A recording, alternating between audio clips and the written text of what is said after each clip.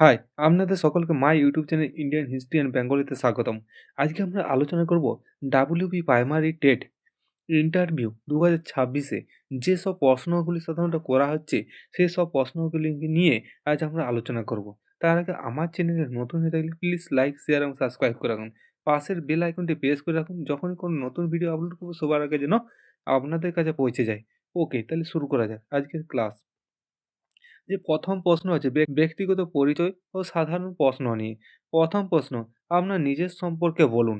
সংক্ষেপে নিজের নাম, বাবার নাম, জেলার নাম আর আপনার শিক্ষাগত যোগ্যতা সম্পর্কে বলবেন। যদি কোনো বিশেষ দক্ষতা থাকে, যেমন আপনি গান করতে ভালোবাসেন, সেক্ষেত্রে আপনি বলবেন। যদি ছবি আঁকতে ভালোবাসেন, ছবি আঁকার ক্ষেত্রে বলবেন। এবং আবৃত্তির ক্ষেত্রে যদি আপনি আবৃত্তি করতে ভালোবাসেন, সেটাও বলবেন। সেটা কি হবে? শিশুদের ক্ষেত্রে বিশেষভাবে কাজে লাগবে। যেটা পড়লে শিশুরা যেমন বুঝতে পারে এবং শিশুরা আনন্দ করে সেটা খেলতে পারবে, ছবি আঁকতে পারবে, আবৃত্তি করতে পারবে কোনো অনুষ্ঠানে এবং গান করতেও ভালোবাসবে তারা। তারা পড়ার সাথে, সাথে এগুলোও করতে পারবে। তাহলে কি হচ্ছে? তাদের মনটা ঠিক থাকবে। এরকম আপনাকে উত্তর দিতে হবে। পরবর্তী প্রশ্ন, আপনি কেন প্রাথমিক শিক্ষক হতে চান? এটাই প্রশ্ন করাচ্ছি যে আপনি কেন প্রাথমিক শিক্ষক হতে চান? সঠিক উত্তর কি হবে? স্যার বা ম্যাডাম, যে প্রশ্নটা করবে তাকে দিকে তাকায়ে উত্তরটা দিতে হবে। যে স্যার করলে হ্যাঁ স্যার, এরকমভাবে বলতে হবে। বা ম্যাডাম করলে ম্যাডাম, হ্যাঁ ম্যাডাম। আমি শিশুদের খুব ভালোবাসি, তাদের সাথে সময় কাটাতে পছন্দ করি। একটা শিশুর চরিত্র বা শিক্ষার ভিত্তি প্রাথমিক স্তরেই তৈরি হয়। আমি সেই ভিত্তি গড়তে সাহায্য করতে চাই এবং একজন আদর্শ মানুষ গড়ার কারিগর হিসাবে নিজেকে দেখতে চাই। তারপরের প্রশ্ন, আপনার জেলার দুটি বৈশিষ্ট্য বা বিখ্যাত স্থান সম্পর্কে বলুন। উত্তর কী হবে? আপনার নিজের জেলার ভৌগোলিক গুরুত্ব বা বিখ্যাত নদী, ফসল বা ঐতিহাসিক স্থানের সম্পর্কে বলতে হবে। সে সম্পর্কে আপনাকে আগের থেকে কী হচ্ছে একটা নোট করে বই পড়ে যেতে হবে।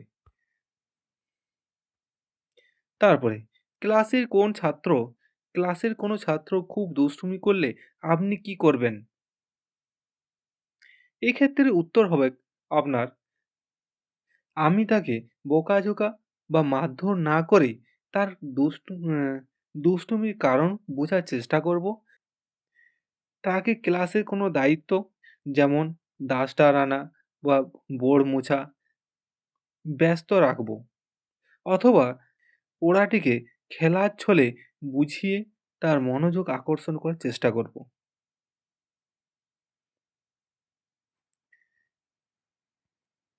আমি যেরকম বলছি সেরকমই বলতে হবে সে নয়। আপনাকেও নিজের মতো বলে বানিয়ে বলতে হবে। ওকে?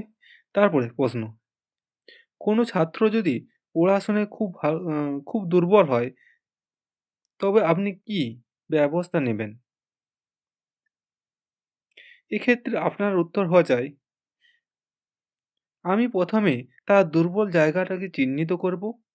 এরপর সংশোধন সংশোধনমূলক শিক্ষার মাধ্যমে তাকে আলাদাভাবে সময় দিয়ে বিষয়টাকে সহজ করে বুঝিয়ে দেব।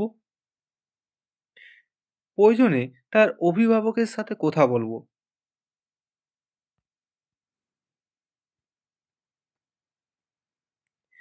আপনাকে এমনভাবে বুঝিয়ে দিতে হবে যাতে সেখানকার যে এক্সপার্টরা আছে, যে শিক্ষকরা থাকবেন, তারা যেমন বুঝতে পারে। খুব কম সময়ের মধ্যে উম সেটা আপনাদেরকে বুঝিয়ে দিতে হবে এক্সপার্টদেরকে বা শিক্ষক মহাশয়দেরকে। ৬ নম্বর প্রশ্ন, আপনি কি ক্লাসে শাস্তি দেওয়ার পক্ষে? এক্ষেত্রে উত্তর হবে একেবারে না। বর্তমানে শিক্ষা বিজ্ঞানে এবং আইনে শারীরিক শাস্তি সম্পূর্ণ নিষিদ্ধ। আমি ভালোবাসা ও ধৈর্যের মাধ্যমে ছাত্রদের ভুল সংশোধন করার চেষ্টা করব।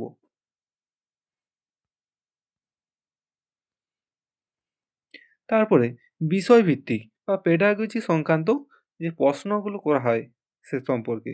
প্রথম প্রশ্ন, ধ্বনি ও বর্ণের মধ্যে পার্থক্য দাও। পার্থক্য বলো। এক্ষেত্রে আপনার উত্তর হওয়া চাই ধ্বনি মানুষের বাকযন্ত্রের সাহায্যে উচ্চারিত আওয়াজকে ধ্বনি বলে।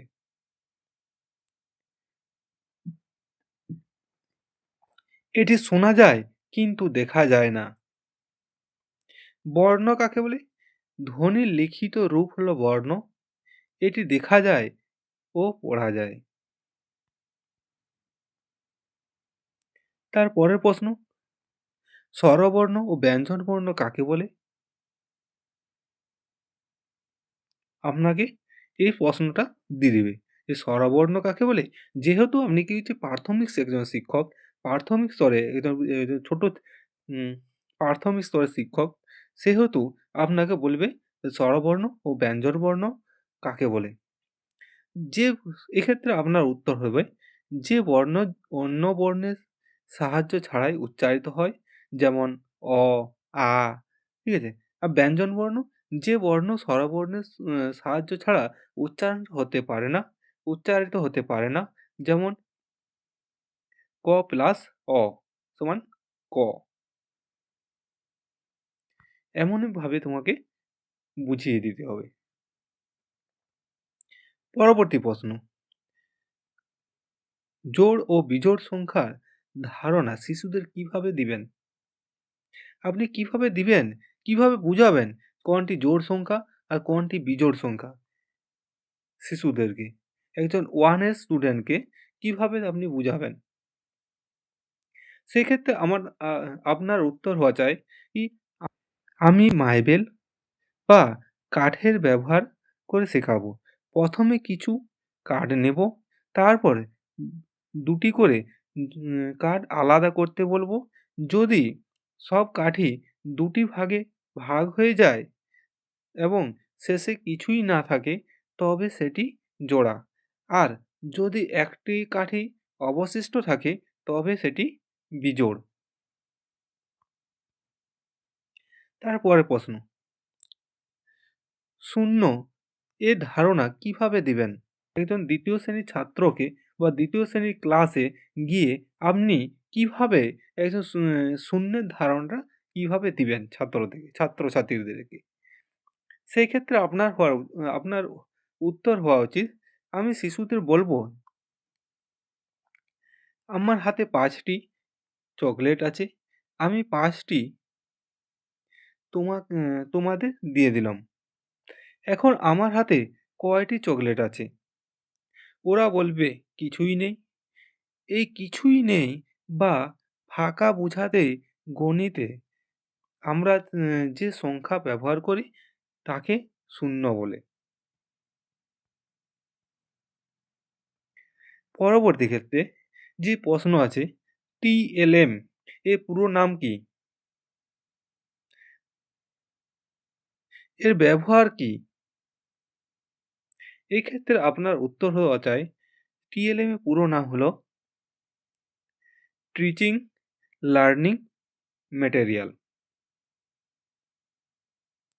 কিভাবে ব্যবহার করবেন? এর ব্যবহার কি? এর ব্যবহার হচ্ছে কঠিন বিষয়কে সহজ, মূর্ত ও আনন্দদায়ক করে তোলার জন্য যে শিক্ষক ক্লাসে যা ব্যবহার করে ব্যবহার করেন, যেমন বোর্ড, চার্ট, মডেল, তাকে টিএলএম বলে। তারপরে সাধারণ জ্ঞান ও সাম্প্রতিক ঘটনা, যেমন প্রথম প্রশ্ন দিবে মিড ডে মিল চালু রাখার মূল উদ্দেশ্য কি? যে বর্তমানে যে মিড ডে মিল চালু করেছে যে সরকার, সেই মিড ডে মিলের প্রয়োজনটা কি? সেক্ষেত্রে আপনার যে উত্তর হবে সেটা হচ্ছে সাধারণত ৩টি উদ্দেশ্য। প্রথম, শিশুদের পুষ্টি মান উন্নত হবে। দ্বিতীয়ত, স্কুল ছুট কমানো হবে। যারা স্কুলে আসে না, যে ছেলে-মেয়ে, তারা কি হচ্ছে খাদ্যর জন্য বা খাবারের জন্য, দুপুরে খাবার পাওয়ার জন্য তারা নিশ্চয়ই স্কুলে আসবে। সেই জন্যে উপস্থিতি বাড়ানোর জন্য 3 নম্বরে জাতিভেদ দূর করবে। শিশুদের মধ্যে সামাজিককরণ বিকাশ ঘটানো। কারণ সবাই একসাথে বসে খাবে।